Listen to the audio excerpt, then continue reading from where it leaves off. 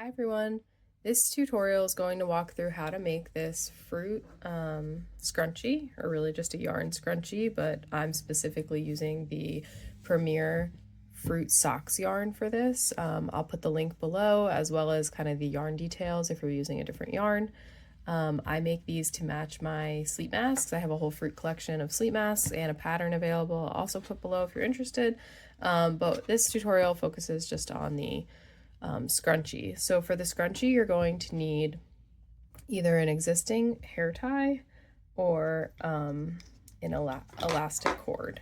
I like to use the elastic cord. Sometimes I also like that it's white because if this stretches, this one I actually did use the black. This is darker so you can't really see it, but if your yarn is light, you'll see the black through it. This is a lot thinner. And if it stretches out over time, you can actually thread this back through your scrunchie and kind of fix it. So that's good. But if all you have is a hair tie, you can also use that. So hair tie, elastic cord. If you're using elastic cord, you'll need scissors. And then we're going to use a D hook for this. So I will put, again, I'll put all these details below of everything you'll need, but that's pretty much all you'll need.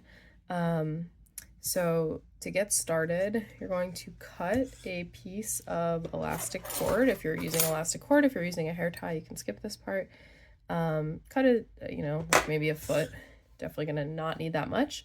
So you're gonna want this similar to your hair tie, fit around your wrists like nice.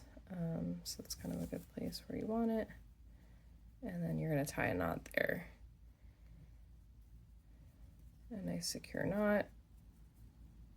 I double knot everything. If you've watched any of my other tutorials, you'll know that I double knot everything I do. That seems like a good amount. You want to kind of stretch it in both directions. Make sure your knot's really tight. Okay, there we go. So you can let the tails hang. We're going to tuck them in. You can trim them a little. Don't go too short because the elastic, you don't want it to come out. Okay, so you're going to chain 12. 1, 2, 3, 4, 5, 6, 7, 8, 9, 10, 11, 12. Okay, these last two are going to count as your first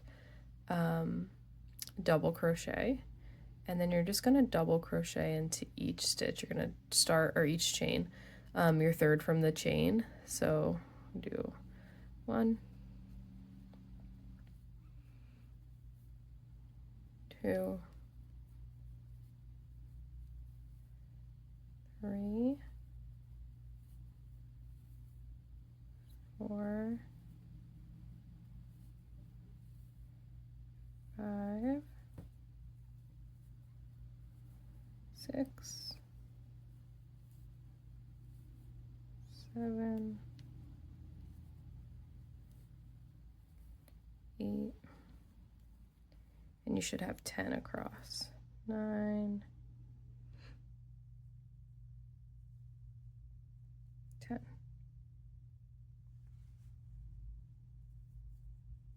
Sorry, I have a little tension in my yarn. Okay, 10.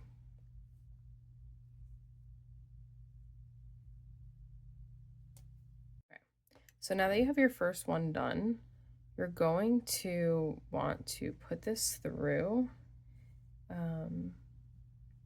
your work through here, and we're going to loop it around, and you're just going to slip stitch into the end. So you have that. And then you really just continue working. You chain 2, and then you double crochet, but I do between the stitches. I don't go into the stitches. I like my scrunchie, I'll show you, to be like a little bit more of an open kind of design, because I just think that this style is fruits, it's cotton yarn, it's very like summery and light. So I kind of like that look where it's a little bit open. So that's how you're going to just continue around. You go between the stitches, so you go 1, So instead of going into your actual stitch, you're going between the two posts here. I also just find it to be faster and easier, and I like the look of it. So 3, 4,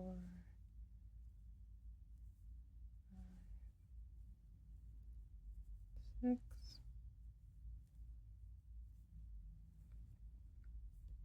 7,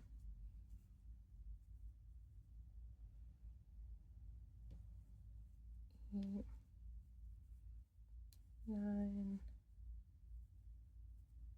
10.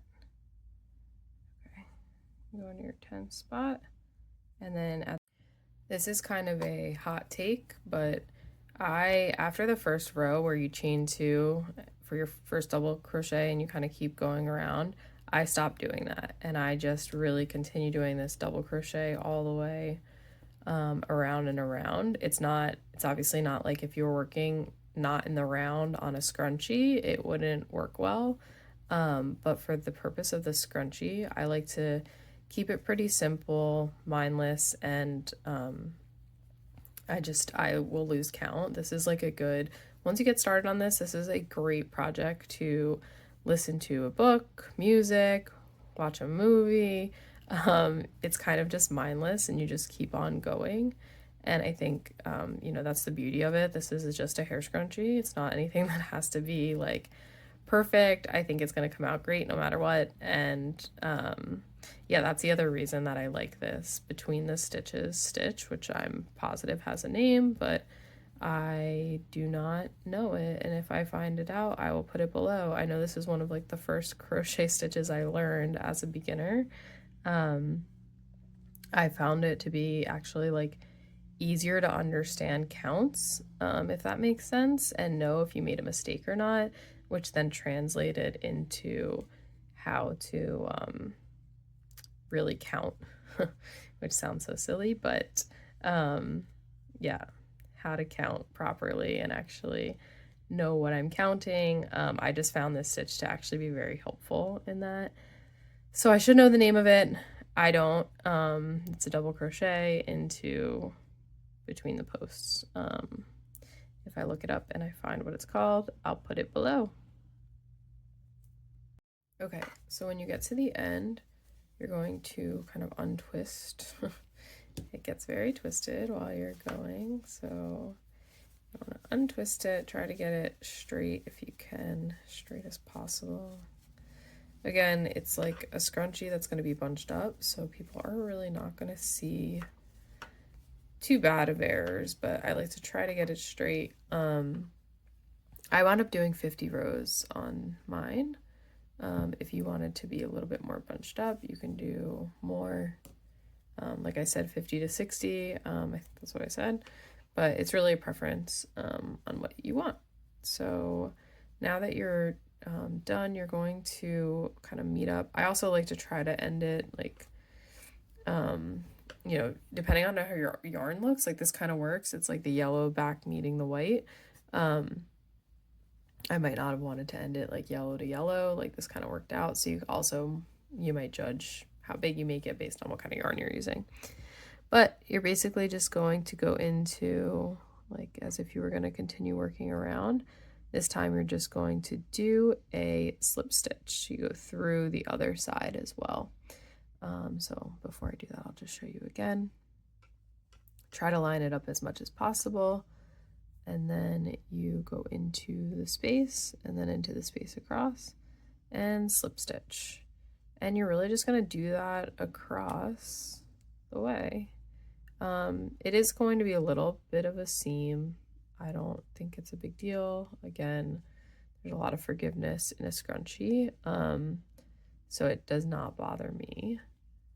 But yeah, that's how I see my scrunchie, and there you go. Okay, and then when you go through the last one, slip stitch, you're going to cut it, leave a little bit of a tail, pull through, tie a knot, double knot,